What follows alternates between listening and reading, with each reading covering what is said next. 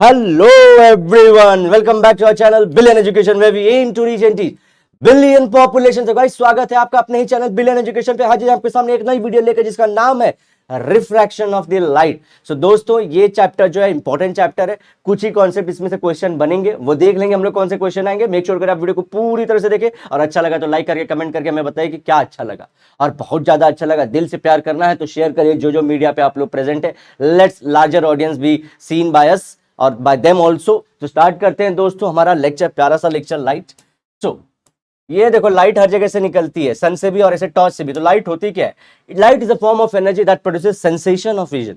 Sensation मतलब हम लोग को देखने में हेल्प करती है, हमारी जो रेटिना उस पर सेंसेशन जनरेट करती है, दिमाग में जाके उसका इमेज क्रिएट करती है कि भैया ये चीज देख लो, सुंदर कन्या, सुंदर बालक, ये सब देखना है हम लोग को। अब दोस्तों एक चीज बताता हूं मैं, देखो लाइट को लेके आप लोग को आगे भी आएगा कि लाइट ऐसे फोटोन के टर्म में जो हम लोग को नहीं दिखती, ऐसे बहुत क्लोज्ड एनर्जी पैकेट्स के फॉर्म में भी आगे जाती है, या फिर ऐसे रे के फॉर्म में भी जाती है। रे एंड पार्टिकल नेचर ये दोनों सही हैं, ये दोनों इफेक्ट सही हैं, तो आप लोग दोनों कंसीडर करोगे। ओके दोस्तों आगे स्टार्ट करते हैं हम लोग। Rectilinear propagation of the light क्या है? रेक्टिलिनियर प्रोपगेशन, देखो ऐसे जो रे सीधी सीधी आ रही है ना, ये बालिका पढ़ाई कर रही है या बालक हो सकते हैं, देखिए पढ़ाई कर रहे हैं, कितना सुंदर सा पढ़ाई चालू है। आप लोग ऐसे सनलाइट के सामने बैठ के पढ़ाई करिए, खुद सरस्वती आपके बुक के अंदर, आपके दिमाग के अंदर आएंगे और आपको अनंत ज्ञान दी के जाएंगी। तो स्टार्ट करते हैं रेक्टिलिनियर, सीधी लाइन में जो रे है वो सीधी लाइन में आ रही है। Light is travelling in a straight line, जिसको बोलेंगे रेक्टिलिनियर प्रोपगेशन। अब रिफ्लेक्शन ऑफ लाइट क्या होता है? चलिए कोई एक ओपेक सरफेस ले लेते हैं। ओपेक सरफेस क्या होता है? कोई भी चीज ट्रांसपेरेंट हो, उसको एक साइड पे से हम लोग कुछ ना कुछ मटेरियल अप्लाई कर दें ताकि लाइट आर पार ना जाए, दिस इज रिफ्लेक्शन हो जाएगा। तो ये रे हमने इंसिडेंट कराया, समझो लाइट गिरी है, इसी आई धड़ाक से इस पे गिरी। अब गिरने के बाद क्या करेगी? वापस से उसी मीडियम में जिस साइड से आई थी वहीं को वापस निकल ली, आर पार नहीं गई, तो इसको बोलते हम लोग रिफ्लेक्शन ऑफ द लाइट। तो जहां से आई थी वहीं को गई। इंसिडेंट रे जो लाइट आई, रिफ्लेक्टेड जो लाइट वहां इसको टच करके वापस निकल गई। अब ये नॉर्मल ड्रॉ करेंगे। व्हाट इज नॉर्मल दोस्तों? बार बार ध्यान रखना, कोई भी सरफेस हो, समझो सरफेस ऐसा है तो उस पर अगर 90 डिग्री पे कुछ भी ऐसे इमेजिनरी लाइन ड्रॉ करें, सो दिस इज क्या? नॉर्मल। ओके अब ले लेते हैं, सर बोलो ऐसा है तो कुछ और भी बता दीजिए। तो समझो आपकी इस तरह से कुछ है, ये हो गया है। अब हम लोग लेते हैं कुछ इस तरह से सरफेस है, तो इस पे नॉर्मल इस तरह से आएगा 90 डिग्री पे, तो बीच में जो उसके होता है 90 और परपेंडिकुलर रहे तो उसको बोलेंगे नॉर्मल। स्टार्ट करते हैं। अब नॉर्मल खींच दिया हमने, तो हम उससे क्या करेंगे? अब नॉर्मल से जो इंसिडेंट रे है वो एक एंगल बन रहा है, दिख रहा है आप लोग को? इस एंगल को बोलेंगे आई, और इसका फुल फॉर्म है एंगल ऑफ इंसिडेंस, क्योंकि लाइट इंसिडेंट हुई थी। अब आगे बढ़ते हैं दोस्तों, ये जो नॉर्मल के साथ जो रिफ्लेक्टेड रे वो जो एंगल बनाएगी उसको बोलेंगे R, small R, angle of reflection. और आई हमेशा इक्वल टू होता है आर। ये रिफ्लेक्शन का केस है दोस्तों, भूलना मत, जहां से आई है वहीं को जाएगी। लेकिन हमारा चैप्टर का नाम है रिफ्रैक्शन ऑफ लाइट। अब ये क्या होता है? Light changes its direction when it going from one transparent medium to another transparent medium, this is called as the refraction of light. एक जगह से जो ओपेक मटेरियल था ना, ओपेक नहीं है वो ट्रांसपेरेंट होता है, एक मीडियम से उस साइड निकल गई है दूसरी मीडियम में, तो इसको बोलेंगे रिफ्रैक्शन ऑफ लाइट। समझो ये आप लोग का कुछ ऐसे बाहर एयर है और ये ग्लास का कुछ है, ये ग्लास का हमारा समझो सिंपल ग्लास है इस तरह से। रेयरर डेंसर, रेयरर मतलब क्या? यहाँ पे जो मॉलिक्यूल्स है, देखो एयर में कम होंगे गैसेस के, और यहाँ पे मॉलिक्यूल बहुत ज्यादा है, बहुत नजदीक है, तो इसलिए इसको बोलते हैं रेयर मीडियम, इसको बोलते हैं डेंस पार्टिकल्स, इसलिए बोलते हैं denser medium. Light ray incident हुई तो पीक्यू फिर से है। अब क्या हुई? ये जानी चाहिए थी इस तरह से, लेकिन क्या होता है रियल में, ये टूवर्ड्स नॉर्मल की तरफ आती है। ये इसको जो परपेंडिकुलर है वो पसंद है, तो चेंज कर दिया अपना डायरेक्शन, ऐसे नहीं गई सीधी सीधी, अपना डायरेक्शन चेंज कर दिया। और इसको रिफ्लेक्टेड नहीं बोलेंगे, ध्यान से देखिए, इसने जिसने अपना मीडियम के अंदर डायरेक्शन चेंज किया, जो ऐसे जाने वाली थी लेकिन ऐसे आ गई, तो इसको बोलेंगे रिफ्रैक्टेड रे। रिफ्लेक्शन होता तो ये वहां पे वापस चली जाती, लेकिन हमारा केस क्या, ये आर पार चली गई। एक सेकंड दोस्तों, ये क्या आ गया? चलो हाँ, तो ये क्या हो गया हमारा? रिफ्रैक्शन हो गया, और इसने अपना डायरेक्शन चेंज कर दिया, तो इसको बोलेंगे refracted ray. Rare to denser towards normal, तो रेयर से जब डेंसर जाएगी, जब हल्के मीडियम से टफ मतलब थोड़े से डेंस वाले मीडियम में जाएगी तो ये जो नॉर्मल है 90 डिग्री पे उसके तरफ आएगी, उसके नजदीक जाना चाहेगी। अब लेकिन अब ग्लास से यही लाइट क्या जाएगी, बाहर भी जाएगी ना, ग्लास से एयर में भी जाएगी। तो क्या होता है, आप देखोगे जब डेंस टू रेयरर जाती है, डेंसर टू रेयरर में जाती है तो नॉर्मल से दूर भागती है। हल्के से थोड़े से वजन की तरफ तो नॉर्मल के पास आएगी, वजन से थोड़ा हल्के की तरफ जा रही है तो बोलती चल भाई जान दे मेरे को, दूर दूर चली जाती है। ऐसे आपका ना पैसा दबा के तो आपके पास नजदीक आएगा सब कोई, पैसा नहीं है हल्के हो जेब से तो दूर भागेंगे सब कोई। तो ये याद रखे ना आप लोग। और ये जो बाहर फाइनली निकली इसको बोलेंगे इमर्जिंग रे। तो ये भी रिफ्रैक्टेड रे हो गई हमारी, ये जो पहली बार थी ये इंसिडेंट, ये रिफ्रैक्टेड और ये इमर्जिंग रे। ओके, आई होप आपको सारी चीजें बहुत अच्छे से याद हो गई होंगी। आगे बढ़ते हैं। तो नाम दे दिया आर एस, ये हुआ क्यू आर। अब ये एंगल देख लेते हैं, ये आई हो गया एंगल ऑफ इंसिडेंस, नॉर्मल से बना है, और ये आर हो जाएगा लेकिन स्मॉल, और ये क्या होगा, अब ये इमर्जेंस हुआ है ना तो एंगल ऑफ इमर्जेंस तो ई है, स्मॉल ई। Let's understand. चलो ये सब बेंड क्यों होता है ये उससे रिलेटेड कॉन्सेप्ट है। Speed is more, speed is less, ये लेफ्ट वाले में जो रहता है ज्यादा रहता है जनरल, इसमें कम रहता है। तो ये क्या करेगा, घूम जाएगा। ये देखो, तो यही फिनोमेना है। Tractor bends towards the normal as its velocity decreases, light bends towards the normal as its velocity decreases। तो क्या करते हैं यहाँ पे पार्टिकल उसको रोकते हैं। तो जब हम लोग देखते हैं जब टायर बहुत स्पीड में जा रही है और हम लोग जब उसको रोकते हैं और बाहर वाले टायर का स्पीड ज्यादा हो तो क्या होगा, वो राइट की टूवर्ड्स बेंड होगी ना। तो यही चीज यहाँ पे होती है। तो यहाँ पे रेयर में जो स्पीड है वो कम, अंदर की तरफ स्पीड ज्यादा, और उसको बेंड कराती है towards normal. Rare to denser towards the normal, denser to rare, अब अवे फ्रॉम द नॉर्मल। तो ये हम लोग को मालूम है, light travel straight, no deviation. अगर समझो सीधी सीधी गई है, सीधी सीधी ऐसे, तो ये ऐसे टेढ़ी आती तो बात अलग है, लेकिन सीधी सीधी आ रही है तो कोई स्पीड में दिक्कत नहीं है, कोई टर्न नहीं लिया इसने, तो ये क्या होगा, नो डेविएशन। यहाँ पे कहीं पे भी आए तो दिक्कत हो जाएगी। रेयर टू डेंसर जाएगी तो क्या हो जाएगा, नॉर्मल के टूवर्ड्स आएगी। डेंसर टू रेयर, तो जैसे मैंने एग्जांपल सबसे बेस्ट दिया था, पैसे याद रखना आप लोग।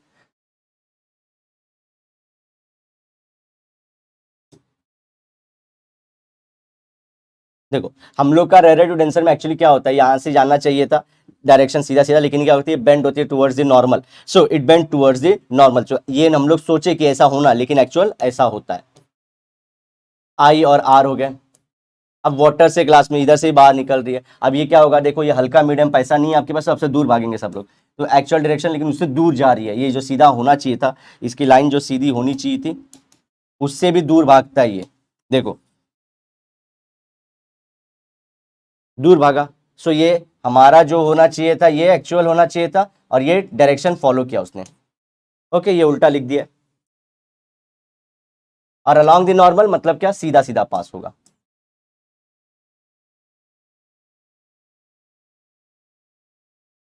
फिर से वही सारी चीजें, ये एंगल ऑफ इमर्जेंस होगा, ध्यान रखिएगा, ये angle of refraction.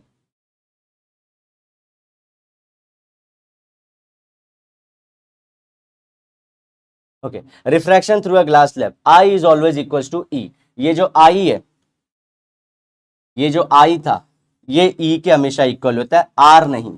I equals to are होता है रिफ्लेक्शन के केस में, लेकिन हम लोग क्या बोलते हैं, आई और आर क्या होते हैं, ये लोग सेम होते हैं, ये और ये बीच वाला नहीं।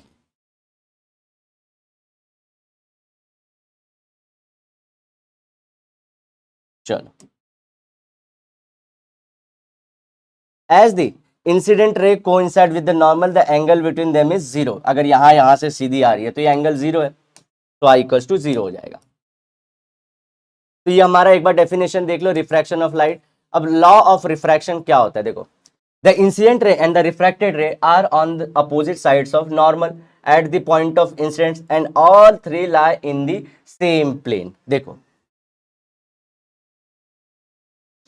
दूसरा, इंसिडेंट और रिफ्रैक्टेड रेज का are on the opposite sides of normal. तो देखो ये इंसिडेंट रे यहां पे है, इस साइड पे, तो इसका अपोजिट साइड पे रिफ्रैक्टेड रे। तो ये पहला पॉइंट क्लियर हो गया। Okay, at the point of incidence and all three lie in the same plane. चलो इसको भी देख लेते हैं।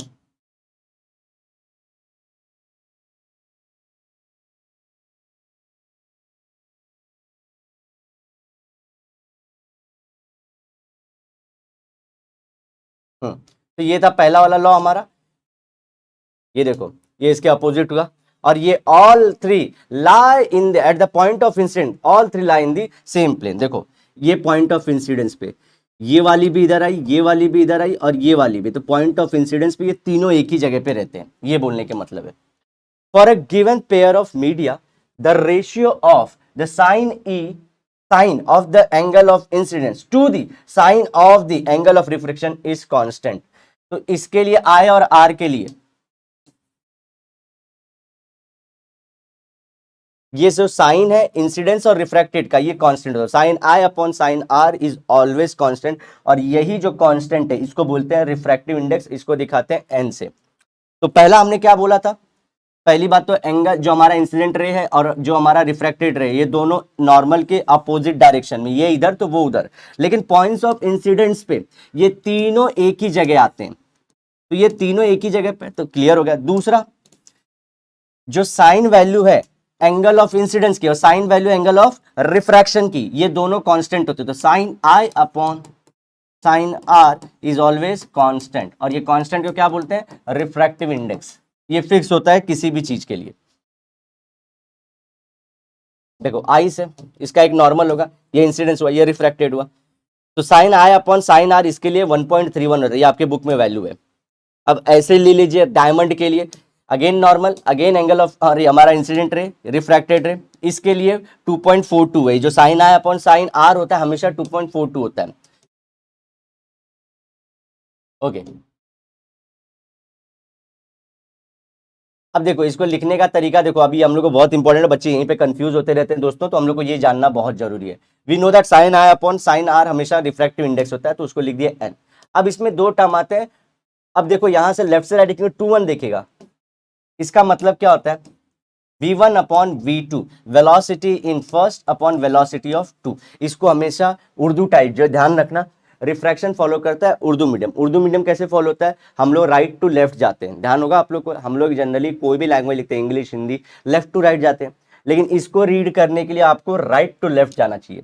तो अगर हम लोग बोले रिफ्रैक्टिव इंडेक्स का साइन आया और साइन आर को छोड़ के कोई फॉर्मूला बताओ, तो बोलेंगे सर वेलोसिटी से रिलेटेड है, तो कैसे लिखे, कौन वेलोसिटी होगा, तो यहाँ पे जिसकी वेलोसिटी दी है वो ऊपर होगी, और यहाँ पे जिसकी वेलोसिटी दी है वो अपॉन में होगा, समझ गए। अब देखो यहाँ पे 2 लिखा है तो वेलोसिटी ऑफ 2, और यहाँ पे 1 लिखा है तो अपॉन में वेलोसिटी ऑफ 1, ठीक है।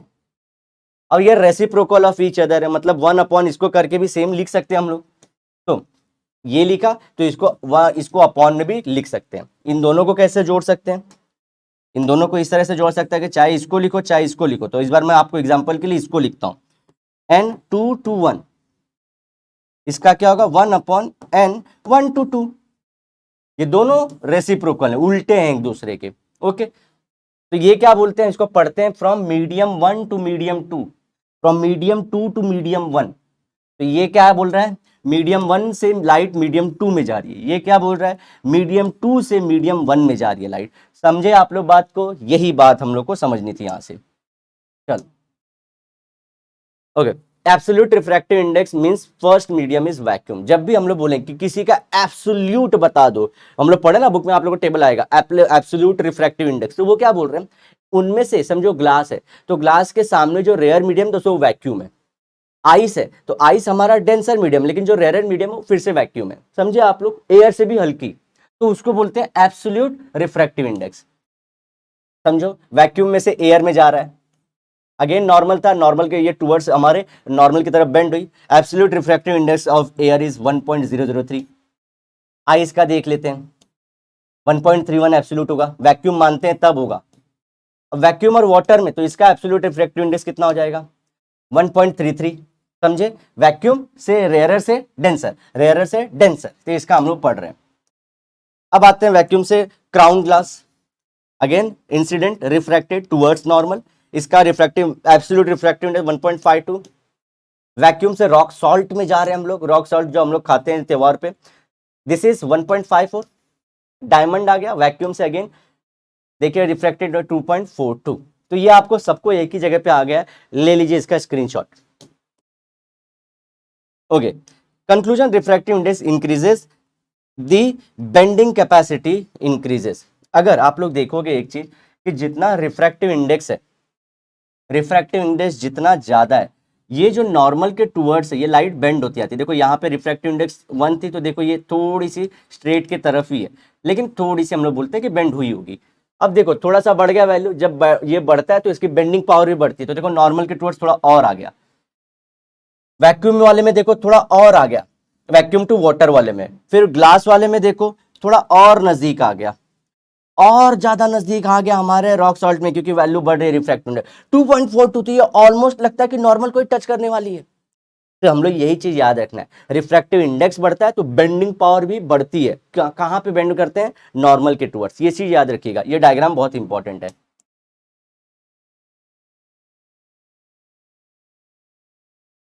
देखो absolute refractive index of air, तो कहां से जा रही है? वैक्यूम से एयर में। सो हमारा वेलोसिटी इन वैक्यूम किसका? लाइट का, टू वेलोसिटी इन एयर। अभी देखो ये कहां जा रही है? एयर से लेके आइस में जा रही है। तो velocity in air, velocity in ice, refractive index of ice with respect to air. देखो पढ़ते वक्त हम लोग क्या बोल रहे हैं? Ice with respect to air, लिखेगा ऐसे। नेक्स्ट, अब देखो ऐसा दिया तो बताओ मुझे, वैक्यूम टू ग्लास होगा ना, तो दोस्तों इसको कैसे लिखेंगे? Refractive index vacuum to glass है, यही होने वाला है। देखो वैक्यूम टू ग्लास वही चीज हुई ना, तो इसको लिखने का एक तरीका समझ लेना। उर्दू मीडियम जो मैंने बोला था दोस्तों, सारी चीजें सॉल्व लेंगे। अब ये क्या है? रिफ्रैक्टिव इंडेक्स ऑफ ग्लास है। अब यहाँ पे वैक्यूम क्यों नहीं? क्योंकि वैक्यूम भैया हम लोग हमेशा बोलते हैं, जब दो अलग मीडियम, वैक्यूम को नहीं लिखा जाता, जैसे आइस और एयर, वैक्यूम को छोड़ के तब लिखते हैं ice with respect to air. अब water with respect to air, तो वाटर जब बोल से लिखते हैं तो हम लोग वाटर इधर लिखते हैं, जो पहले बोला था उसको लेफ्ट में लिखेंगे, जो राइट में बोला उसको राइट में लिखेंगे, तो ऐसे ही लिखेंगे, ऐसा लिख दिया। लेकिन वेलोसिटी का फॉर्मूला कैसे बनेगा? इसमें पहले लिखेंगे velocity of air upon velocity of water. देखो ऑयल लिया यहां पे और एयर लिया, तो लिखते हो किसका? Refractive index of oil with respect to air. लेकिन हम लोग वेलोसिटी का फॉर्मूला कैसे लिखेंगे? Velocity in air upon velocity in oil. समझ गए? देखो refractive index of oil with respect to air, ये बहुत इंपॉर्टेंट चीज है दोस्तों। अगर ये सॉल्व कर लिया तो सारी चीजें आपकी जिंदगी की सॉल्व हो चुकी हैं। आगे बढ़ते हैं। फॉर्मूले देखो ये पहला पढ़ लिया आपने, अगर ये है तो उर्दू मीडियम फॉलो करोगे 1 और 2, लेकिन पढ़ते वक्त अगर ये ना दिखा तो कैसे पढ़ते जाएंगे? 2 विथ रिस्पेक्ट टू 1, और उल्टा कर दिया तो सेम चीज, इसको रेसिप्रोकल कर देंगे 1 अपॉन में। इसको समझो यहाँ पे 2 और 1 है, तो ये किसका रेसिप्रोकल है? उसको उल्टा कर दीजिए, 1 और 2 हो जाएगा। Velocity of light in first medium, velocity of light in second medium. If the first medium is not mentioned, take first medium as air. अगर देखो आप लोग को फर्स्ट मीडियम नहीं बोला गया है, सिर्फ सेकंड मीडियम का बारे में बताया गया वेलोसिटी, तो आप लोग क्या करोगे? फर्स्ट मीडियम अपने आप एयर लेना, ये ध्यान रखना, इंपॉर्टेंट पॉइंट है। If the first medium is vacuum, then refractive index of second medium is called as the absolute refractive index। ये हमने पढ़ा था। अगर हमारा फर्स्ट मीडियम जो था, अगर ये हमारा क्या हो जाता है? वैक्यूम, तो हम लोग क्या बोलेंगे? इसका जो रिफ्रैक्टिव इंडेक्स है पूरा, ये क्या बोलेंगे? एब्सोल्यूट रिफ्रैक्टिव इंडेक्स है। अगर अगर हम लोग बोले ये एयर है और ये ग्लास है, तो ये क्या एब्सोल्यूट रिफ्रैक्टिव इंडेक्स है हमारा? नो, ओनली इन वैक्यूम के केस में, जब फर्स्ट मीडियम हमारा वैक्यूम है तभी बोलेंगे ये पूरा टर्म जो है एब्सोल्यूट रिफ्रैक्टिव इंडेक्स है, वो मटेरियल का। For solving number, velocity of light in air is equal to velocity in light in the हमारा वैक्यूम 3 × 10⁸ मीटर पर सेकेंड। चाहे अगर आप लोग को देखो, लेकिन अब बुक में होगा तो सर क्या वेलोसिटी क्या लेंगे एयर में, वेलोसिटी वैक्यूम में क्या लेंगे? दोस्तों ये कंफ्यूजन बुक ने सॉल्व कर दिया। वेलोसिटी ऑफ लाइट किसमें? वैक्यूम में भी, और साथ ही साथ velocity of light in air, ये दोनों को कितना लोगे? 3 × 10⁸ मीटर पर सेकेंड। मतलब क्या? एक सेकेंड में लाइट 3 × 10⁸ मीटर ट्रेवल कर देती है एक सेकेंड में। n equals to refractive index has no unit. क्यों नो यूनिट? देखो वेलोसिटी का फॉर्मूला क्या होता है? मीटर पर सेकेंड।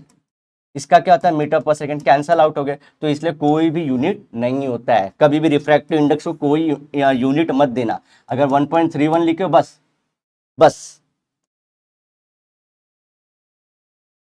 चलो ये आप लोगों के क्वेश्चन में थोड़े से, ये भी हम सॉल्व कराएंगे जब आप लोग एग्जाम नजदीक आएंगे। तो जब मैं ये बोलते हैं ना मैराथन लेक्चर रखूंगा, तो ये सब भी सॉल्व कराऊंगा।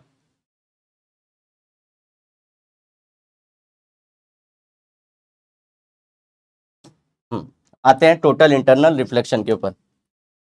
अब देखो टोटल इंटरनल रिफ्लेक्शन क्या होता है, ये इस तरह से आप लोग को कोई नहीं बताएगा, मैं जो चीज बताऊंगा ध्यान से सुनना।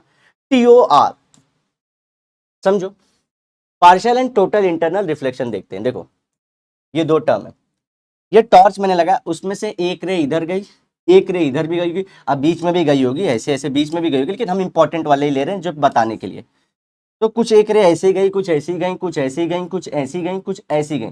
हमने क्या किया, वाटर के सरफेस से रो पे नॉर्मल खींच दिया, ये रे के ऊपर नॉर्मल, ये सरफेस का नॉर्मल हो जाएगा। ये अगर समझो लाइट यहाँ पे आई होती तो इसका भी एक नॉर्मल इस तरह से खींच दी होती, यहाँ पे रही अगर समझो लाइट ऐसे आई होती तो यहाँ पे एक नॉर्मल खींच दी होती, इस तरह से। बात समझे आप लोग? अब देखो ओके, अब यहाँ पे ये क्या होगी, सीधी सीधी जाएगी। यहां से हम लोग क्या बोल रहे हैं, ये पानी है, ये वाटर है, वाटर के अंदर मैंने टॉर्च लगाया है,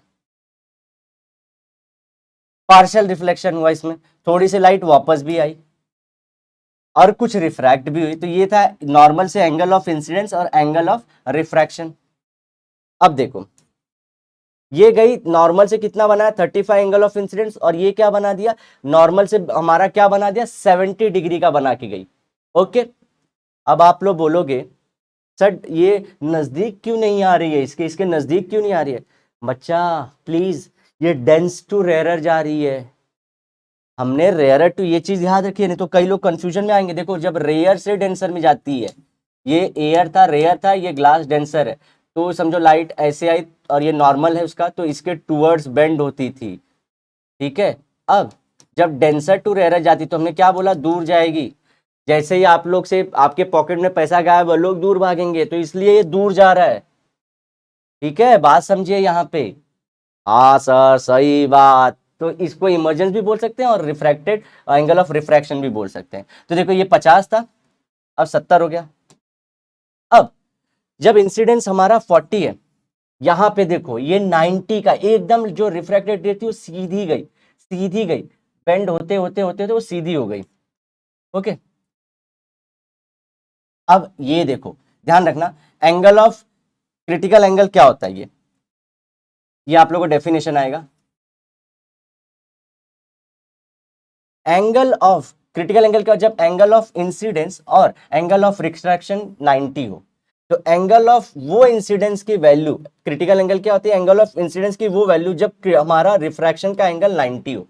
एग्जांपल से देखते हैं, समझो यहां से मैंने रे भेजा था, तो मुझे क्या देखना है, कौन से वैल्यू पे जो एंगल ऑफ रिफ्रैक्शन था वो 90 हो गया, तो उस टाइम पे एंगल ऑफ इंसिडेंस कितना था, तो एंगल ऑफ इंसिडेंस उस टाइम पे 40 था। तो इस वाटर के लिए, इस वाटर के लिए ये क्रिटिकल एंगल हो चुका है।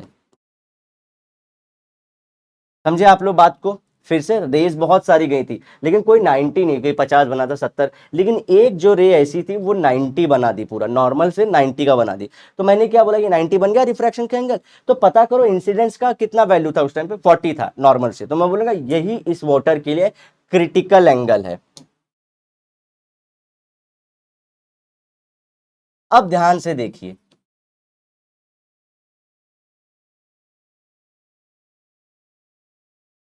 अब क्या होगा, क्रिटिकल एंगल के अलोंग और मैंने थोड़ा सा एंगल ऑफ इंसिडेंस बढ़ाया, देख रहे हो एंगल ऑफ इंसिडेंस बढ़ते जा रहा है, बढ़ते जा, और बढ़ा दिया मैंने एंगल ऑफ इंसिडेंस।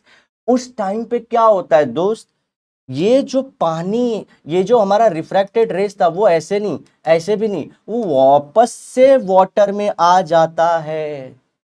जो मीडियम में था वही मीडियम में, डेंस में से जा रहा था, डेंस में ही आ गया।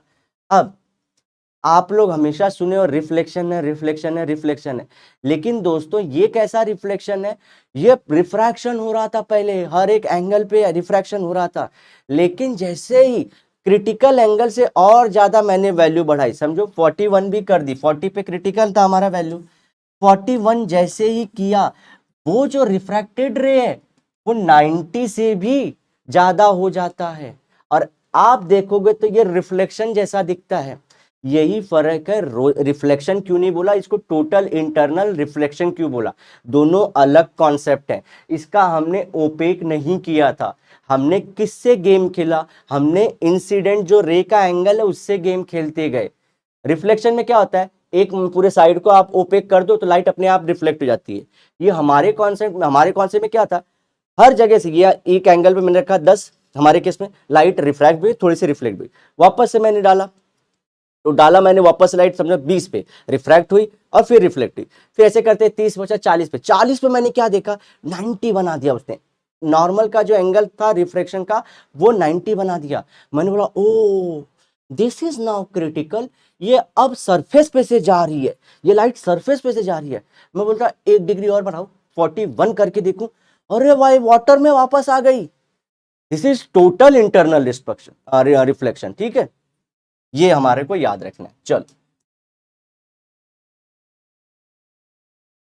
देखो टोटल इंटरनल रिफ्लेक्शन के लिए बोलते हैं, हम लोग का फॉर्मूला क्या था जब हम लोग मीडियम 1 से 2 में जा रहे हैं, sine I upon sine R, I equals to critical angle ना, वही एंगल ऑफ इंसिडेंस को हम लोग क्रिटिकल एंगल ही बोल दिए थे, लेकिन जब 90 डिग्री बनाता है आर कितना होता है 90 हो जाता है, तो इसकी वैल्यू क्या होगी sine I upon sine 90, R की जगह पे 90 रखा, तो साइन 90 क्या होता है हमारे दोस्तों 1, तो ये 1 हो गया, दिस बिकम्स 1, तो क्या हो गया ये जो पूरा रिफ्रैक्टिव इंडेक्स था हमारा वो साइन आई के इक्वल हो जाएगा, ध्यान रखना। और ये कब होगा टोटल इंटरनल रिफ्लेक्शन में, TIR sorry, total internal reflection में, ध्यान रखना टोटल, अदरवाइज हमारा फॉर्मूला क्या होता है हमेशा sine I upon sine R, लेकिन हम जब बोले एंगल ऑफ इंसिडेंस इस टाइम पे क्रिटिकल एंगल है तो बोलेंगे सेम रिफ्रैक्टिव इंडेक्स के लिए हम लोग लिखेंगे सिर्फ साइन आई,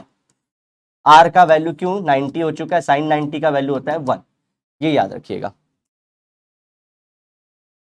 देखो ये एक्सपेरिमेंट देखो, लाइट यहां से हमने की थी, ये पर्टिकुलर पहले ये लाइट ऐसे जा रही थी, ये पहले लाइट ऐसे गई तो थोड़ी सी बाहर भी चली गई थी, थोड़ी सी ऐसे भी आ गई थी, फिर थोड़ा सा और बढ़ाया तो थोड़ा सा बेंड और हुई, और थोड़ा सा बढ़ाया तो ये इस पे आ गई थी, और जैसे ही और एंगल ऑफ इंसिडेंस बढ़ाया, ये देखो टोटल इंटरनल रिफ्लेक्शन जो मीडियम में थी उसी मीडियम में वाटर से वाटर में रह गई, ray of light getting reflected from surface of water, reflect हो जा रही है बिना कोई मटेरियल लगाए हुए।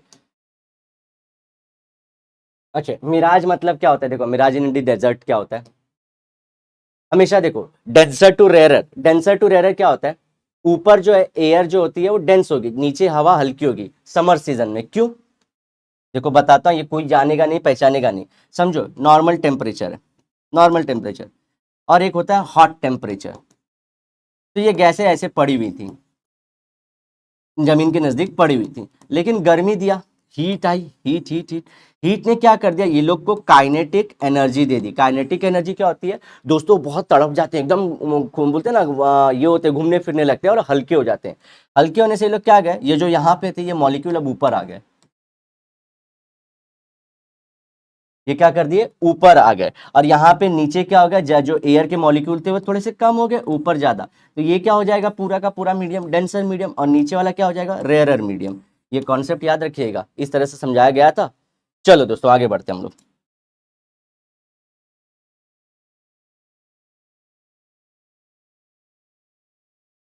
मिराज छोटा सा आप लोग के बुक में दिया गया है, उतना सा ही फॉलो करना है। चलो देखो ऐसे बहुत सारी लेयर रहती है, ओके देखो इस तरह से होता है, तो आप देखोगे यहां से डेंसर से रेयरर गया, तो धीरे धीरे रेयरर में जा रहा था, तो ये देखिए नॉर्मल की जो हमारे थे डेंसर से रेयरर में, तो नॉर्मल से दूर जा रहा है, फिर नॉर्मल से और दूर जा रहा है, क्योंकि लेयर ऐसे पूरे लेयर्स बनी हुई है, डेंसर थोड़ी उससे रेयरर, थोड़ी उससे रेयरर, फिर रेयरर, ऐसे करते करते करते आप देख रहे हो ये चली गई पूरी इसमें, और inverted image of the trees are seen, तो सच रिफ्लेक्शन होते रहते इसकी आंखों से आप जब देखते हो तो वो ट्री आपको नीचे दिखाई देगा, एटमॉस्फियर का जो आप लोग को ये ब्लू कलर का जो पूरा इमेज था आपको जमीन पे दिखाई देगा, तो यही होती है जब रेगिस्तान में हमको लगता है कि नीचे पानी है, तो आपको रियली यहाँ पे क्या दिखना चाहिए था, समझो ये पेड़ पेड़ तो रियल में ऊपर है, जमीन के ऊपर है, आपको ये एटमॉस्फेयर का जो ब्लू कलर है वो भी नीचे लगेगा और पेड़ भी नीचे लगेगा, ये क्या लगेगा पानी, तो इसकी तलाश में लोग क्या करते हैं जो ट्रैवलर्स होते हैं, अरे अंदर पानी है पानी, जो रास्ता घूम जाते हैं और फिर ट्रैवल करते रहते हैं, फिर ट्रैवल करते रहते हैं, फिर ट्रैवल करते रहते हैं, इसकी वजह से उनकी डेथ हो जाती है, क्योंकि रियल में वाटर नहीं रहता है, वो जस्ट मिराज रहता है इन डेजर्ट। और ये क्यों फॉर्म हुआ, ये डेंसर वाला जो कॉन्सेप्ट आप लोग को बताया उसके वजह से, और इसकी उल्टी इमेज बन जाती है। समझ गए दोस्तों? इसमें कोई डाउट हो तो पूछ लीजिएगा। टोटल इंटरनल रिफ्लेक्शन का ही कॉन्सेप्ट है कि एक लाइट देखो, ये जो थी, अब लाइट जो थी ये लाइन से जो थी 90 से ऊपर चली गई, क्रिटिकल एंगल से ऊपर चली गई, और आपको क्या फील होगा कि ये इमेज जो है वो यहां पे है। इसके वजह से आपको जब सीधी लाइन ड्रॉ करोगे, आप लोग सीधी लाइन इसकी रेस से ड्रॉ करोगे तो आपको मालूम पड़ेगा, अरे वाह इसको यहाँ दिखाई दे रहा है, क्योंकि इसको आंखों में रे यहाँ से आ रहा है। अगर हम लोग रिट्रैक्ट करें, जनरली रिट्रैक्ट करते हैं ना, लेंस चैप्टर आपने पढ़ा होगा, वर्चुअल इमेज हम लोग करते हैं, तो रिट्रैक्ट किया तो ये मालूम पड़ता है। चलो क्या किया फिर से, डेंसर थोड़ा उससे रह लाइट आ रही है, थोड़ी सी दूर गई, नॉर्मल से दूर गई, दूर गई, दूर गई, दूर गई। अब जब उसकी आंखों में फाइनली पहुंची तो उसकी आंखों में अगर रे को हम लोग रिट्रैक्ट करें तो उसको नीचे की तरफ दिखाई दे, उसको लगेगा कि नीचे से आ रही है लाइट, और उसको क्या लगेगा ये दोस्तों कि ये भैया पानी है उधर। कॉन्सेप्ट टोटल इंटरनल रिफ्लेक्शन, साथ ही साथ आप लोग का जो डेंसर टू रेयर का कॉन्सेप्ट है ऐड कर लीजिए। The water that you can see actually is a reflection of blue sky on the ground due to mirage. तो ये जो दिख रहा है, अब आप लोग सीधा सर से बताओगे कि सर देखो, अगर समझो यहाँ पे ऑब्जर्वर खड़ा है तो उसकी आंख में क्या हो रहा है, जो लाइट आ रही है वो refract refract refract refract refract होकर आ रही है, और उसको जब हम लोग देखेंगे तो इस तरह से उसको ऊपर आएगी, और इमेज जब रिट्रैक्ट करेंगे तो मालूम पड़ेगा जमीन पे पानी है। समझे? और ये क्यों होती गई, ऐसे थी, थोड़ी सी बेंड हुई, फिर ऐसे जाना चाहे, थोड़ी सी बेंड हुई, अरे फिर थोड़ी सी बेंड हुई, फिर थोड़ी सी बेंड हुई, फिर फाइनली बेंड हुई, तो ये देखिएगा कि पानी नीचे है। इस तरह से इमेज आप लोग ड्रॉ कर सकते हो। देखो शहरों में भी लगता है, have you seen the water on the highway on the road summer season on after, ये ऐसे हॉट आफ्टरनून, तो आपको लगता होगा जमीन पे पानी है। ये गर्मियों में बहुत दिखता है, और गर्मी में ही मैंने बोला क्योंकि हॉट टेम्परेचर, मैंने हॉट टेम्परेचर लिखा था दोस्तों, काइनेटिक एनर्जी मिली थी मॉलिक्यूल को, मॉलिक्यूल तड़फड़ा गए और ऊपर चले जाने, हल्के हो गए, ऊपर उठने लगे वो लोग। For mirage to occur it there has to be total internal reflection, ये बोल दिया। Two conditions, light should travel from denser medium to rare medium, मैंने बोला था ऊपर डेंस होना चाहिए, तो वो कौन सी कंडीशन में होती है, समर सीजन में। And light should hit eight an angle greater than the critical angle, तो मैंने वहां पे इमेज में भी दिखा दिया था कि देखो ये क्रिटिकल एंगल से ऊपर है, ये देखो, ये जो था इसके लिए हमारा 90 यहाँ पे बनना था ऐसे, लेकिन ये थोड़ा सा कम है अभी। अब यहाँ पे देखोगे ये 90 से, ये 90 से ज्यादा हो चुका है, और ये उसकी आंख में गया तो इसको लगा कि अरे सीधा हम लोग अगर इसको रिट्रेस करें तो ये लगेगा कि पानी नीचे है। चलो, इस तरह से गाइस बता पाना बहुत टफ है, हिट लाइक। इसी कॉन्सेप्ट की वजह से बच्चे कंफ्यूज रहेंगे, एंड तक कंफ्यूज रहेंगे, टोटल इंटरनल रिफ्लेक्शन कैसे लगता है, लाइट कैसे पड़ रही है, सर कुछ समझ में नहीं आ रहा है। लेकिन अब आप लोग को समझ में आएगा, ये मेहनत आप लोग की तरफ है, आप लोग जरूर इसको पढ़िएगा।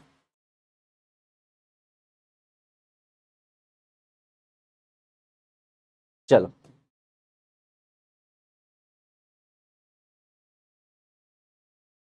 ओके, देखो ये क्या होता है, जब हम लोग एयर जब देख रहे हैं तो हम लोग को क्या लगता है, रिट्रेस करते जाएं तो ऑब्जेक्ट है कहाँ पे और दिखता कहाँ पे हम लोग को, मोर डेंसर ऑब्जर्वर, ये पानी के अंदर बैठा हुआ है।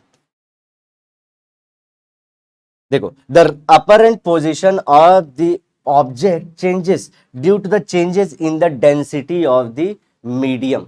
तो हमको लगता क्या है कि वो इधर से आया है, लेकिन रियल में उसकी पोजीशन अलग रहती है।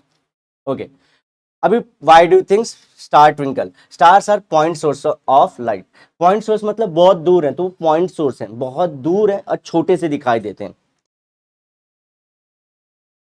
Distance travelled by light in 1 year, देखो इतना डिस्टेंस ट्रैवल करता है जनरली, ऐसा फैक्चुअल चीज 6 मिलियन माइल्स होते हैं। चलो ये रेयर मीडियम है, क्योंकि बाहर हम लोग देख रहे हैं तो वैक्यूम टाइप ही होता है स्पेस में। ओके, तो रेयर टू डेंसर के अंदर जा रहा है, तो टूवर्ड्स हमारा जो रहेगा नॉर्मल के पास आएगा। देखो ये पहले ये नॉर्मल था एटमॉस्फेयर के लिए, तो इससे देखो थोड़ा सा दूर है, फिर थोड़ा सा और हम लोग डेंसर रेयर, तो मतलब फिर ये रेयर डेंसर, तो देखो नॉर्मल के नज़दीक है और नॉर्मल के नज़दीक है। ठीक है, इस तरह से करते करते एकदम नॉर्मल के, और इसको रिट्रेस करें तो हम लोग को लगेगा स्टार इधर है, लेकिन रियल में स्टार कहाँ पे था, यहाँ पे। जैसा कि केस किस में हुआ था, सेम ये जो जो हमारा केस हुआ था सेम किसके अंदर, ये जो हमारा जो अंदर ये जो पानी में तैर रहा था बेचारा, तो इसको लगेगा कि बार बार अगर ये पोजीशन चेंज कर रहा है, लाइट रियल में आई थी इधर से, लेकिन इसको लगने वाला है कि ये डी पे object.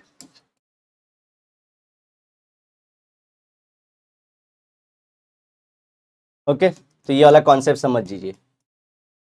So stars are self illumination can be seen at night in the absence of sunlight. तो सनलाइट नहीं रहता है क्योंकि वो नजदीक है, तो वो इसके इमेज हमको दिखने नहीं देता, भले ही ये ज्यादा एनर्जी वाला हो, लेकिन सनलाइट हमारे नजदीक रहती है तो कभी कभी दिखाई नहीं देगा, कभी नहीं दिखाई देगा क्योंकि वो नजदीक है। लेकिन रात को क्या होगा, ओनली सोर्स ऑफ लाइट कौन है, स्टार है।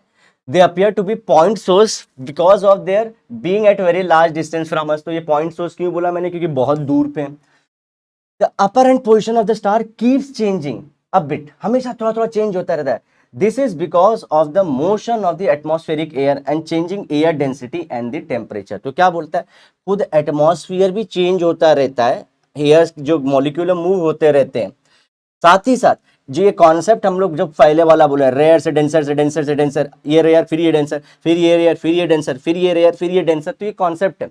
तो दो चीजें, क्या एयर खुद मोशन में, और दूसरा क्या होता है, हमारा रेयर टू डेंसर में आते जा रहा है।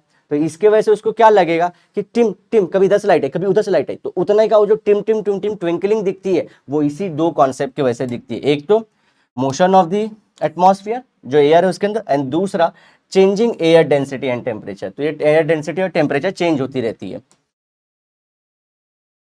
Because of this, refractive index of air keeps on changing continuously. Because of this change, the position and brightness of the star keeps changing continuously and the star appears to be twinkling. तो ये बेचारे दो change हो रहे हैं। अच्छा, density कैसे change होती है दोस्तों, अब ये तो बता देना, गर्मी मिली, टेम्परेचर और डेंसिटी का कॉन्सेप्ट है। जैसे मैंने टेम्परेचर दिया तो नीचे डेंसिटी कम, ऊपर डेंसिटी ज्यादा हो गई, तो यही कॉन्सेप्ट लगाना, ठंडा हुआ तो नीचे डेंसिटी बढ़ जाएगी, ऊपर कम हो जाएगी। तो टेम्परेचर डेंसिटी में कंफ्यूज मत होइए। तो एक तो एटमॉस्फेयर मोशन में हिल डुल रहा है, दूसरा क्या कर रहा है, तो हिलता डुलता रहेगा तो जो हमारी रे है वो भी हिलती डुलती जाती है। दूसरा चीज क्या रहता है, टेम्परेचर डेंसिटी चेंज होती रहती है, तो वो टॉन टॉन टॉन टो आते रहता है। आपके रिफ्रैक्टिव इंडेक्स वाला, अरे रिफ्रैक्शन का कॉन्सेप्ट लगा रहा है, वो नॉर्मल रिएक्शन के नजदीक आ रहा है, और ये हमेशा चेंज होते रहते, तो स्टार कभी टुक टुक टुक टुक ऐसे ट्विंकलिंग होते हुए दिखेंगे।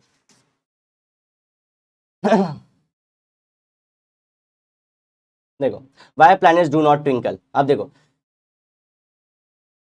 The layer which is closest to the earth is denser. तो ये हमारे पास डेंस होगा हमेशा, क्योंकि ऊपर हल्की होती जाती है air. The layer which is away from the earth is rare.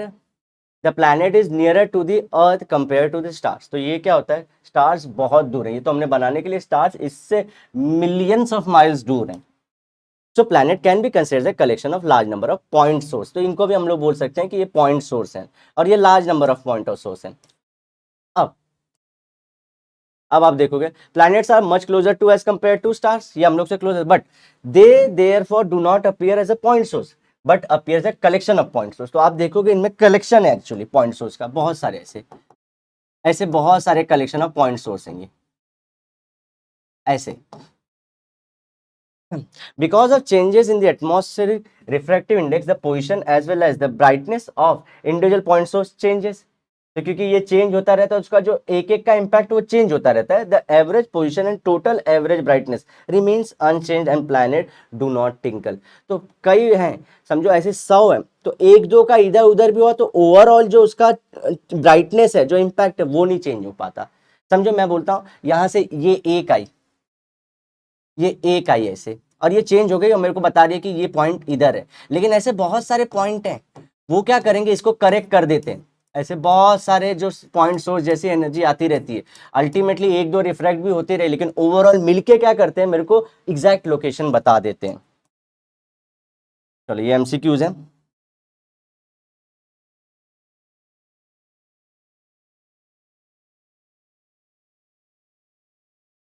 चलो अब ये वाला कॉन्सेप्ट हम लोग करना है, एडवांस सनलाइट और ये सब।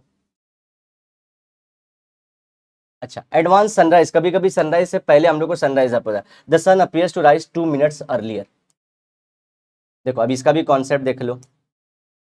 होराइजन है, होराइजन मतलब जहां से हम लोग को कोई भी चीज दिखाई देती है, जैसे समुद्र के ऊपर जो वो पूरा का पूरा वो जो समुद्र की नहीं पानी की लेयर होती है, तो जो नेक्स्ट लास्ट पॉइंट होता है उसके बियॉन्ड नहीं दिखाई देता, और जहाँ पे एटमॉस्फेयर और हमारा जो अर्थ है वो दोनों एक लाइन पे मिलते हुए दिखाते हैं, उसको बोलते हैं होराइजन।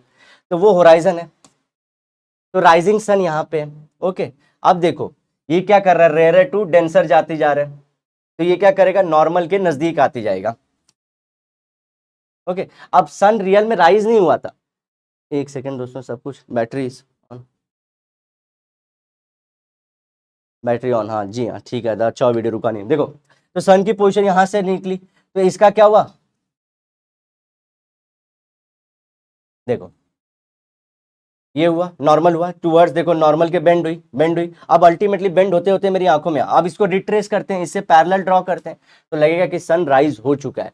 तो हम लोग का एक्चुअल यहाँ पे आने से पहले ही, जबकि ये यहाँ पे था, हमको लगता है कि सन राइज हो चुका है। तो ऐसा कब होता है, 2 मिनट लगता है कि अर्ली आ चुका है, और ये होता है रियल में। सन की पोजिशन हम लोग को बोलते हैं, अच्छा ऐसा बैठो ना आप लोग, अरे यार 7 बज गए यार, अभी आ गया, लेकिन रियल में जो सनराइज है वो आया नहीं है वहां पे, वो नीचे ही है, लेकिन हम लोग को 2 मिनट पहले मिल जाता है सनराइज। ये क्यों मिलता है, अगेन रिफ्रैक्शन ऑफ लाइट का कॉन्सेप्ट है, समझे। और रेयर टू डेंसर जा रही है, बाहर रेयर है, अंदर से एटमॉस्फेयर में आ रहे तो डेंसर है, तो टुवर्ड्स नॉर्मल आती है। देख रहे हैं एक कॉन्सेप्ट कितना यूजफुल है, कि लाइट कहाँ पे जाएगी, टुवर्ड्स नॉर्मल या फिर अवे फ्रॉम नॉर्मल। अगर डेंसर टू रेयर है तो अवे फ्रॉम द नॉर्मल जाएगी, और रेयर टू डेंसर है तो कहाँ पे आएगी, हमारे नॉर्मल के नजदीक आती है।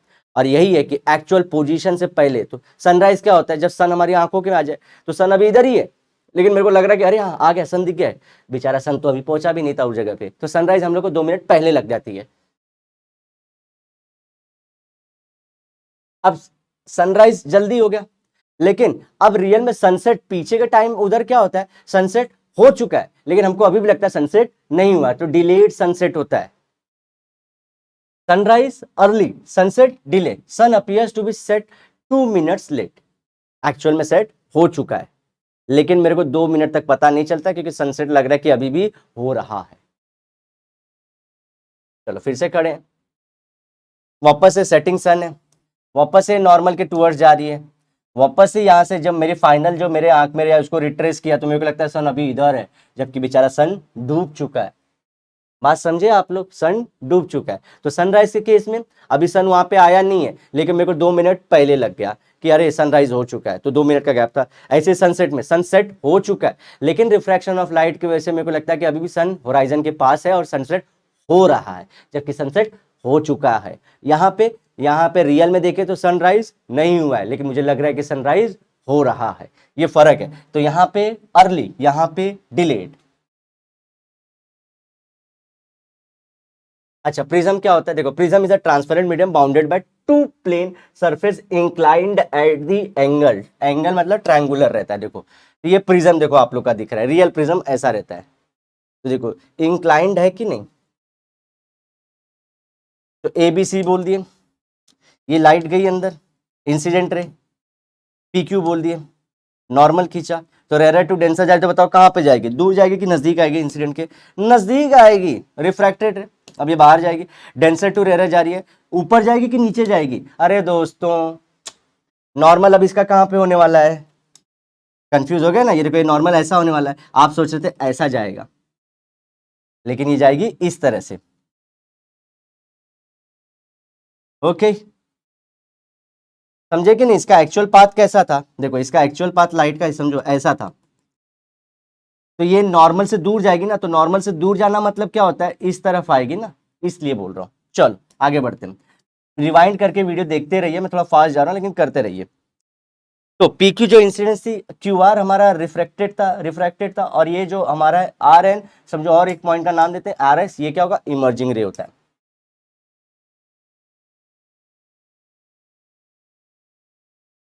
एंगल ऑफ डेविएशन देखो, अगर ये पता करना है, देखो ये एंगल ऑफ इंसिडेंस था नॉर्मल से, ये एंगल ऑफ रिफ्रैक्शन था, सीधा सीधा गया, और ये जो नॉर्मल से क्या इमर्जेंस हुआ। अब एंगल ऑफ डेविएशन कैसे पता करेंगे, देखो इससे सीधी लाइन खींचो, ये इससे इसी को मिलाओ, एक इसको लो और ये हमारी जो रही थी इसको लो, इसके बीच में कितने का फर्क, अगर ऐसे सीधी सीधी जाती तो कितना जाती, और कहाँ गई है, तो कहाँ जा सकती थी और कहाँ गई, उसी को बोलते हैं एंगल ऑफ डेविएशन, इतना चेंज हो गई, एंगल ऑफ डेविएशन। समझे, अगर ये लाइट ऐसी थी सीधी सीधी इतना जाना चाहिए था, लेकिन फाइनली निकली किधर, उधर निकली, तो इसको बोलेंगे angle of deviation. Dispersion of light मतलब क्या होता है, टूटना, लाइट व्हाइट लाइट का टूटना। देखो ये व्हाइट लाइट गई अंदर, ये क्या होती है, white light is combination of 7 different colours, real में क्या होती है 7 डिफरेंट कलर से मिलके बनी होती है एक व्हाइट लाइट, ये जान जाओ।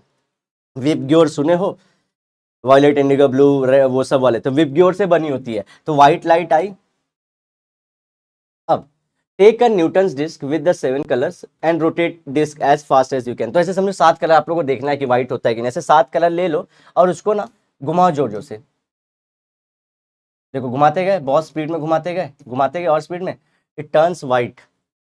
देखिए ये हो जाता है। तो यही सेम ये लाइट के साथ है। लाइट जो स्पीड है, white light is a combination of many colours, every colour has a different refractive index. लेकिन रिफ्रैक्टिव इंडेक्स मतलब क्या होता है, जो बेंड होने की पावर है और वो सब है, वो सबकी अलग अलग होती है। वॉयलेट की अलग होती है, इंडिगो की अलग होती है, ब्लू की अलग होती है। यही कॉन्सेप्ट अलग है। पहला आप लोग जानते हो, देखो हम लोग क्या किया, डिस्पर्जन ऑफ लाइट में हम लोग भेजे तो व्हाइट लाइट क्या होती है, 7 कलर में बटने वाली है। लेकिन 7 कलर में सबका डिस्पर्जन जो बेंडिंग पावर है वो सबकी अलग अलग होगी। चलो देखो, जो ऐसे बेंड हुए, ये देखो बेंड होके बाहर ऐसे बड़ा करके हमने दिखा दिया 7 कंपोनेंट में। ये हो गया विबग्योर, दिख रहा है। अब इंडिगो, देखो ऐसा पूरे कलर के नाम है। Red colour deviates the least. अगर देखो डेविएट से मतलब ये से को सीधा होगा ये एंगल, और ये गई कितना है, देखो इसका अगर मैं ये एक्चुअल में यहाँ पे है तो ये एंगल ऑफ डेविएशन इतना है। अब देखो वहीं पे जो इंडिगो है हमारी, ये वॉयलेट है, उसको देखो कितना ज्यादा बेंड हो गई। ये इतना बेंड हुई थी, और इन वॉयलेट वाली कितनी ब्लू हमारी बेंड हो गई।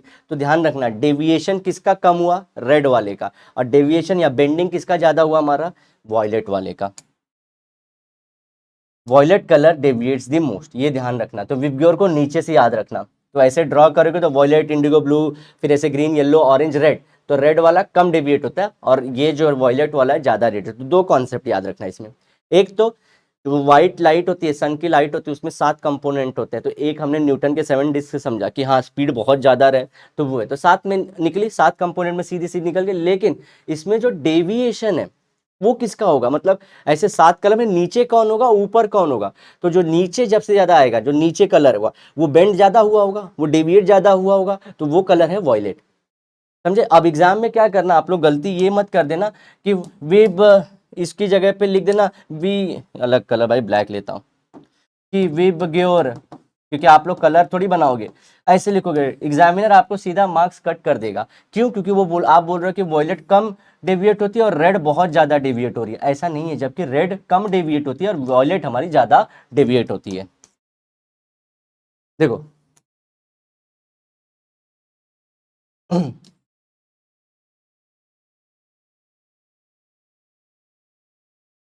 देखो जो हमारी रेड लाइट की, उसकी मैक्सिमम वेव की लेंथ होती है। वेव की लेंथ मतलब एक वेव ऐसे ही जाती है, तो इसकी लेंथ जो होती है मैक्सिमम होती है। वहीं पे इंडिगो की लेंथ कम होती है, एक वेव की लेंथ इसकी कम होती है, इसके एक वेव की लेंथ ज्यादा होती है। That is close to 700 nanometre. Violet light has minimum wavelength, छोटा वेवलेंथ है, that is close to 400 nanometre. इससे भी छोटा अगर यू वॉयलेट है तो अल्ट्रा वॉयलेट, उसका जो वेवलेंथ है और छोटा है। लेकिन ध्यान रखना एनर्जी किस में ज्यादा होगी, वॉयलेट में। एनर्जी कम किस में होगी, रेड में। ठीक है, और यूवी में इससे भी ज्यादा रेड एनर्जी। तो वेवलेंथ भला बड़ा किसका है, हमारे रेड का, लेकिन एनर्जी कम है। वेवलेंथ छोटा किसका है, वॉयलेट का, लेकिन एनर्जी ज्यादा है, रेसिप्रोकल है। चलो, the process of separation of light, ये आप लोगों को डेफिनेशन आ गया। The process of separation of light into its component colours while passing through a medium is called as the dispersion of light. So dispersion of light, the band of colored components of light beam is called as a spectrum. ये पूरा spectrum है, जो पूरा colour का दिखा आपको, ये spectrum है। Recombination of to white light. तो देखो अभी क्या होगा, व्हाइट लाइट गई तो ऊपर रेड होगा, नीचे वॉयलेट होगा। इन दोनों को इंसिडेंट कराया दूसरे मीडियम पे वापस से, प्रिज्म टाइप के। अब वापस से ये लोग क्या होंगे, मर्ज हो जाएंगी, और मर्ज होकर क्या बनाएंगे, व्हाइट लाइट। अब इसको देखो मैं बेंडिंग के टर्म में ही बता सकता हूँ कि ये पहले डिस्पर्स की हुई, फिर सीधी सीधी जाएंगे क्योंकि ये अपने मीडियम में जाएंगी। फिर देखो रेयर टू डेंसर में जा रही है, तो हम लोग फिर से इसको क्या करेंगे, टूवर्ड्स हम लोग नॉर्मल लेके आएंगे।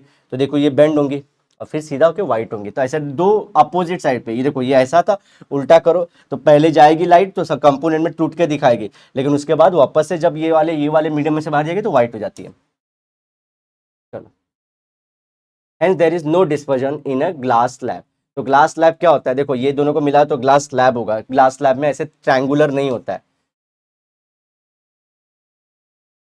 चलो, ये तो आप लोग के फिर से प्रैक्टिस हो गए। ग्लास स्लैब आप लोगों को समझा ना, ग्लास स्लैब का। ग्लास स्लैब क्या होता है, देखो इन दोनों को मिला दो, दिख रहा है आप लोग को? हाँ, इन दोनों को मिला दो तो आप देखो क्या बनेगा, एक ऐसा स्लैब बनेगा ना ग्लास का। ये देखो, ये दिख रहा है आपको? दिख रहा है क्या? हाँ, इस बीच में से लाइन है दोस्तों, आप लोगों को नहीं विजुअल है। ये दो हमने मिला दिया है, ये मैंने भी कलर या ब्लैक ही ले लिया है।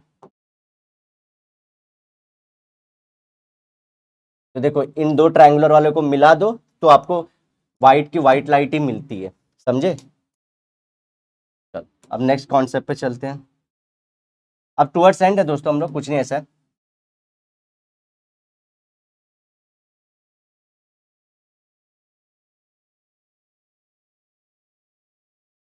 हम्म, आते हैं अभी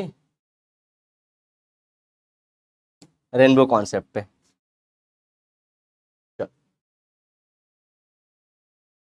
रेनबो, देखो the rainbow is an arch of 7 colours visible in the sky which is produced by dispersion of sunlight bye rain drops in the atmosphere. तो क्या होता है, देखो यहाँ पे ना रियल में रेन ड्रॉप्स है, जैसे ना रेन के ड्रॉप्स है। ये रेन के ड्रॉप जब इस पे पड़ते हैं, अरे जब सनलाइट ये रेन ड्रॉप्स पे पड़ती है तो ये कलर दिखाती है, ठीक है, इसी को बोलते हैं रेनबो। अब देखो एक्चुअल में काम कैसे होता है। रेनबो ड्रॉपलेट, देखो ऐसा सा एक ड्रॉपलेट होगा, इज लाइक स्मॉल प्रिज्म। तो ये स्मॉल प्रिज्म का एक एग्जांपल है। सन आया, ठीक है, इसकी लाइट हुई तो ये रिफ्रैक्शन भी हुआ और डिस्पर्जन भी हुआ। डिस्पर्जन मतलब कि अपने कंपोनेंट में टूटी, और रिफ्रैक्ट मतलब एक मीडियम से दूसरे मीडियम में भी गई, तो दो चीजें हुई। अब यहां से क्या होता है, ये टोटल इंटरनल रिफ्लेक्शन होता है, ये वापस से बेंड होके वापस से आर पार नहीं जाती, बबल के अंदर ही आती है। वाटर जो हमारा रेन का ड्रॉप है उसी के अंदर ट्रैवल करती है और फिर वापस से क्या करते हैं, रिफ्रैक्शन करते हैं। तो हम लोग को ये कलर ऐसे दिखाई देते हैं। ओके, तो क्या हुआ, पहले इंसिडेंट रे, यहाँ पे दो चीजें हुई, कौन कौन सी? एक तो पहला यहाँ पे हम लोग को ये मिला रिफ्रैक्शन और डिस्पर्जन कंपोनेंट में टूटी। अब यहाँ पे गई, यहाँ के एंड के सरफेस को हिट हुई, टोटल इंटरनल रिफ्लेक्शन उसी के अंदर वापस आ गई, उसी के अंदर वापस आई और आगे जाके उसने क्या कर लिया, वापस मीडियम, वापस से टोटल इंटरनल नहीं, अब बाहर चली गई। और जब अब बाहर गई तो रिफ्रैक्शन, तो कितने चीजें हो गई, first this, second this, third this. और ये आपकी आंखों को इस तरह से दिखाई देगा और आपको मालूम पड़ेगा कि क्या मिला है, आपको रेनबो मिल गया है। तो appears reddish in early morning, तो सुबह सुबह जो सन है वो रेड क्यों दिखता है? At the time of sunrise और sunset sun is very close to horizon. Horizon बता चुका हूं, जब एटमॉस्फेयर और धरती एक लाइन में टच करती हुई दिखती है एक दूसरे को। Okay, sunlight has to travel longer path through the atmosphere to reach the observer. तो इसको ट्रैवल करना होता है। The blue and violet colours are scattered in greater amount than the red colour, तो वो स्कैटर सबसे ज्यादा हो जाती हैं। The light that reaches the observer is mostly red and yellow. क्या होता है स्कैटर, मतलब क्या होता है, टूटती जाती है, समझो ये होती है। इनके पास एनर्जी बहुत है, ये ताड़ धूल ये स्कैटर होती रहती है। अब इसमें भी दोस्तों एक चीज और भी समझने वाली है, चलो वो कभी और 11 में बताऊंगा। रियल में जो लाइट हम देखते हैं वो उसकी कॉम्प्लीमेंट्री लाइट होती है, जैसे मैं ग्रीन देख रहा हूँ तो उसकी वो एक्चुअली कॉम्प्लीमेंट्री लाइट है किसी और लाइट की। ये छोड़ता हूँ, अदरवाइज आप लोग कंफ्यूज जाओगे कैसे। तो समझो क्या ध्यान रखना है, बहुत सारे 7 कलर के मेंबर है उसमें विबग्योर, तो उसमें स्कैटरिंग हो जाती है, किसकी, वॉयलेट और जो हैवी वाले सबकी स्कैटरिंग होती है, लेकिन रेड की स्कैटरिंग लीस्ट होती है और हमारी आंखों तक कौन पहुंचती है, रेड होती है। इसीलिए हम लोग क्या बोलते हैं, हम लोग को जो सनसेट और सनराइज में थोड़ा रेड और ऑरेंजिश दिखाई देता है। समझ गए आप लोग क्यों? क्योंकि वॉयलेट और इंडिगो स्कैटर हो जाती हैं, इसको मॉलिक्यूल को हिट की स्कैटर हो गई, फिर इंडिगो हिट की स्कैटर हो गई, तो ऐसे स्कैटर हो जाते हैं। अच्छा, ये हम लोग यहाँ पे रेनबो देख सकते हैं, अगेन वही कॉन्सेप्ट है ना, क्यों नहीं हो सकते, यहाँ पे सिर्फ वाटर बबल चाहिए हम लोग को, सिर्फ ड्रॉप चाहिए, तो कहीं पे भी रेनबो देख सकते हैं आप। वो जो बार बार मारता है पानी को, धूप में जाके ऐसे ऐसे करो, आपको भी एयर बबल, मतलब वहाँ पे वाटर के बबल है, उसके अंदर सनलाइट जा रही है और जो हमने 4 चीजें पढ़ी वही कर रही है वो। आफ्टर रेन शावर, देखो रेन शावर होती है रियल में तब दिखाई देते हैं, यहाँ पे भी देखो रेन शावर, यहाँ पे भी दिखाई दो, water droplet act as a small prism. तो मेन कॉन्सेप्ट क्या है, दो चीजों का, सनरेज और दूसरा जो हमारे वाटर का ड्रॉप है वो, तो वो प्रिज्म जैसा काम करता है। व्हेन सनलाइट एंटर्स दी, देखो रिफ्रैक्ट डिस्पर्स इंसिडेंस देती है, हमने पढ़ लिया, ये सब सारी चीजें करके देता है हम लोग को। Then they reflect and it internally inside and droplet finally again retracted. तो ये टोटल उसका इंटरनल रिफ्लेक्शन करता है, बाद में इसका रिफ्रैक्शन हो जाता है, और फिर हमको दिखता है यहाँ पे। ओके, तो रिफ्रैक्शन दिखा हम लोग को। The water droplets of a fountain can do the same thing if the sunlight passes through them, hence it is possible to enjoy rainbow at the fountain in any season. तो fountain में जाइए, sunlight के उसमें presence में, ऐसे धूप बहुत है, ऐसा मारिए पानी आप लोग जो बार बार वाला वो कर लीजिए, या फिर ऐसे भी आप लोग देख सकते हैं, जब फाउंटेन के पास देखोगे ऐसे ध्यान से। चलो, और कोई कॉन्सेप्ट रह गया क्या आप लोग का? चलो दोस्तों, that's it for the day. I hope आप लोगों को ये लेक्चर पसंद आया हो। 55 मिनट्स का लेक्चर होगा, शॉर्ट एंड क्रिस्पी। अगर वीडियो अच्छी लगी तो जरूर अपने दोस्तों में इसे शेयर करिएगा। नेक्स्ट टाइम हमें बताइए और कौन से चैप्टर चाहिए और क्या पार्ट पसंद में आया। कुछ चीज़ें तो मैंने बहुत अच्छे से बताई, जैसे कि आप लोग को जो मेन कॉन्सेप्ट थे, टोटल इंटरनल रिफ्लेक्शन, रिफ्लेक्शन से कैसे अलग है। फिर इसी तरह से हम लोग को ध्यान देना पड़ेगा कि टोटल इंटरनल रिफ्लेक्शन होता कब है, जब क्रिटिकल एंगल से ज्यादा value. What is critical angle? अरे एंगल ऑफ इंसिडेंस ही होता है वो तो, लेकिन क्या होता है जब उस पे 90 डिग्री बना दे जो हमारी रिफ्रैक्टेड रे। तो ये सब सारी चीजें, प्लस रेनबो में 4 चीजें इन्वॉल्व रहती है, refraction, dispersion, total internal reflection, then refraction, ऐसी इन चीजें इन्वॉल्व रहती है। फिर आपने कुछ चीजें देखी कि हाँ ट्विंकल क्यों करता है, रियल में इमेजिन कर पाया। तो आई होप आपको सारी चीजें समझा पाया। मिलते हैं नेक्स्ट लेक्चर में, till then bye bye, have a great and nice day. सायनारा, लेकिन वादे के साथ जरूर मिलेंगे दोबारा दोस्तों, बाय।